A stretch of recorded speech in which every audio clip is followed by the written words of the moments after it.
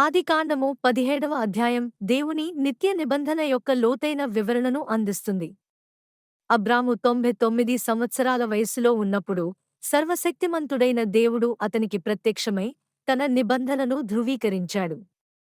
నీవు అనేక జనములకు తండ్రివగుదువు అని వాగ్దానం చేశాడు. ఈ నిబంధనలో భాగంగా అబ్రాము పేరు అబ్రాహాముగా, శారాయి పేరు శారాగా మార్చబడ్డాయి. శారా ద్వారా ఇస్సాకు పుట్టుకను దేవుడు స్పష్టంగా వాగ్దానం చేశాడు. ఈ పేర్ల మార్పులు దేవుని గొప్ప ప్రణాళికకు, వారి జీవితాల్లో రాబోయే మార్పులకు ప్రతీక. ఈ నిబంధనకు గుర్తుగా సున్నతిని ఏర్పాటు చేశాడు. ఇది కేవలం ఒక ఆచారం కాదు, దేవునితో మన సంబంధానికి, ఆయన వాగ్దానాలపై మన విశ్వాసానికి ప్రతీక. ఈ అధ్యాయం దేవుని నమ్మకత్వాన్ని, ఆయన ప్రణాళికల గొప్పదనాన్ని తెలియజేస్తుంది.